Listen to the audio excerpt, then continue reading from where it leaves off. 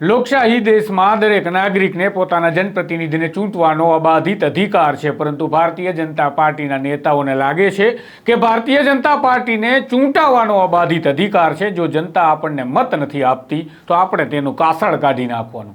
વડોદરાના ભારતીય જનતા પાર્ટીના અધ્યક્ષનું આવું જ એક નિવેદન સામે આવ્યું છે. તેના વિશે વાત કરવી છે. કોંગ્રેસે પણ પ્રહાર કર્યા છે, તેની પણ વાત કરવી છે.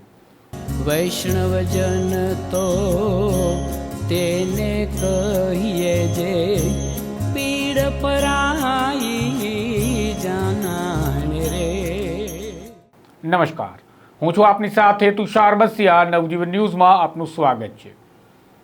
લોકસભાની ચૂંટણી હજુ પૂર્ણ થઈ છે. હવે રાજનેતાઓ પોતાના હિસાબ સરભર કરવામાં લાગી ગયા છે અને એવું જ હવે વડોદરામાં સ્પષ્ટતાથી જોઈ શકાય છે. કારણ કે વડોદરા ભારતીય જનતા પાર્ટીના અધ્યક્ષ ડૉક્ટર વિજય શાહ એક જાહેર મંચ પરથી ભાષણ આપે છે. ભારતીય જનતા પાર્ટીના નેતાઓ, કાર્યકર્તાઓ, પદાધિકારીઓ તમામને કે જે વિસ્તારોમાંથી આપણને મત નથી મળતા અથવા તો લીડ નથી મળતી અથવા તો ત્યાંના લોકો આપણને મત નથી આપતા, તેમની સાથે શું કરવું જોઈએ? તો આપણે ત્યાં આપણું બજેટ ન બગાડવું જોઈએ, ત્યાં કામ ન કરવા જોઈએ.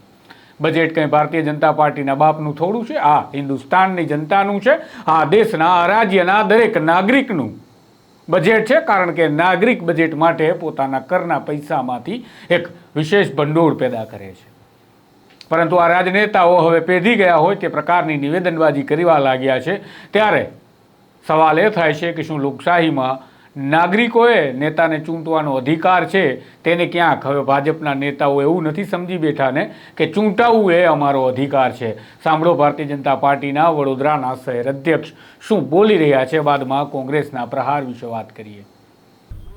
એક વસ્તુ બહુ સ્પષ્ટતાથી આપણે કહેવી જોઈએ કે 2019 ની વાત કરીએ, 2020 ની કોર્પોરેશનના ઇલેક્શનની વાત કરીએ, 2022 વિધાનસભાના ઇલેક્શનની વાત કરીએ કે 2024 ની આ વખતની લોકસભાના ઇલેક્શનની વાત કરીએ, દરેક વખતે અમુક જ પ્રકારના બૂથમાંથી ભારતીય જનતા પાર્ટીને મત મળે છે. હું રાવપુરા વિધાનસભાની વાત કરું અને દરેક વખતે અમુક પ્રકારના બૂથમાંથી ભારતીય જનતા પાર્ટીને મત મળતા નથી અથવા તો બહુ ઓછા મત મળે છે. 700 લોકોનું વોટિંગ હોય, 800 લોકોનું વોટિંગ હોય, 1000 લોકોનું વોટિંગ હોય અને એમાં પણ સિંગલ ડિજિટમાં, ડબલ ડિજિટમાં જ્યારે ભારતીય જનતા પાર્ટીને મત મળે છે ત્યારે પાર્ટીના મુખ્ય આગેવાનો જે મંચ પર બેઠા છે અને સામે બેઠેલા ચૂંટાયેલા પ્રતિનિધિઓ એમણે પણ એવું વિચારવું જોઈએ કે કયા વિસ્તારમાં કામ કરવાની અગ્રિમતા તમારે આપવી જોઈએ. એવા વિસ્તારમાં કામ કરીને આપણા ફોડવારી, આપણા બજેટના પૈસા ન વપરાય કે જે વિસ્તારમાંથી છેલ્લા 5 વર્ષથી, 10 વર્ષથી, 15 વર્ષથી પણ મત મળતા નથી. અને જે લોકો ખોબલે ખોબલે મત આપે છે એવા વિસ્તારને આપણે બાજુ પર રાખીએ, એ લોકોની સુવિધા માટેના કામો ન થાય ત્યારે મને લાગે છે કે આપણે પણ હવે વિચાર કરવાનો સમય આવી ગયો છે.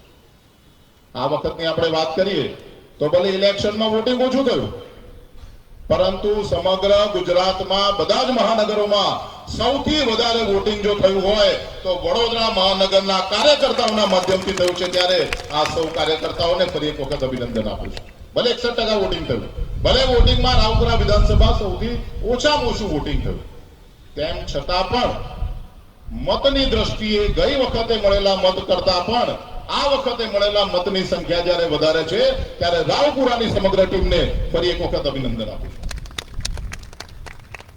તમે સાંભળ્યું હતા ભારતીય જનતા પાર્ટીના વડોદરાના શહેર અધ્યક્ષ ડૉક્ટર વિજય શાહ. હવે વાત કરીએ કોંગ્રેસના નેતાના વળતા પ્રહારની. કોંગ્રેસના પ્રવક્તા નિશાંત રાવલે આ મામલે આકરા પ્રહાર કર્યા છે અને તેમણે કહ્યું છે કે આ પ્રકારના નિવેદનો સૂચવે છે ભારતીય જનતા પાર્ટીની મંશાને જાહેર કરે છે. સાંભળો નિશાંત રાવલ શું બોલ્યા. જય હિન્દ.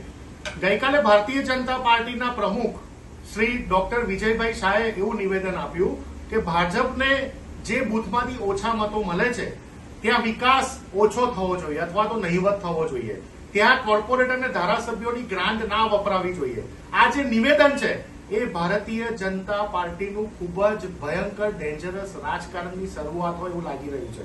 કારણ કે વડોદરાના અને ગુજરાતના મતદારોને ગભરાવવાનું અને ડરનો માહોલ ઉભું કરવાનું જે આ ભારતીય જનતા પાર્ટીનું ષડયંત્ર છે એ સાબિત કરે છે કે ભારતીય જનતા પાર્ટીના ચાલચલન અને ડીએનએમાં વોટ બેંકનું રાજકારણ ઘૂસી ગયું છે.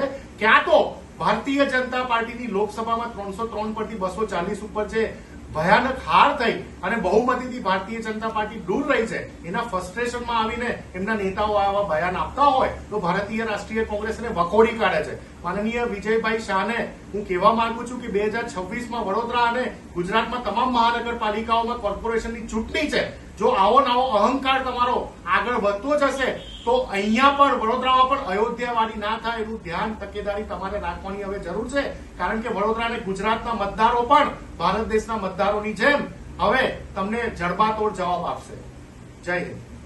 હતા વિપક્ષી નેતા નિશાંત રાવલ. તેઓએ વાત કરી કે ભારતીય જનતા પાર્ટીના નેતાઓ જે પ્રકારે વડોદરામાં ખાસ કરી તેમને પ્રહાર કર્યા કે વડોદરાના ભાજપના શહેર અધ્યક્ષ વિજય શાહ જે પ્રકારે લોકો વિશે વાત કરી રહ્યા છે અને કહી રહ્યા છે પોતાના નેતાઓને કે આપણા જે વિસ્તારમાંથી મત નથી મળતા ત્યાં કામ નથી કરવાનું, આ મંશા જાહેર કરે છે અને ભયમાં મૂકે છે આ નાગરિકોને કે જે નાગરિકો પોતાનો મત પોતાની સ્વેચ્છાએ કોઈ પણ પાર્ટીને આપવા માટે સ્વતંત્ર છે.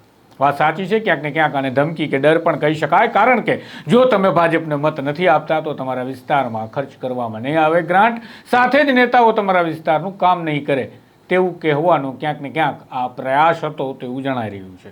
હાલ આ મામલા વિશે તમે શું વિચારો છો? તમારું શું મંતવ્ય છે? કમેન્ટ બોક્સમાં જરૂરથી જણાવજો. નવજીવનને લાઇક, શેર અને સબસ્ક્રાઇબ કરી લેજો. નમસ્કાર. વૈષ્ણવજન તો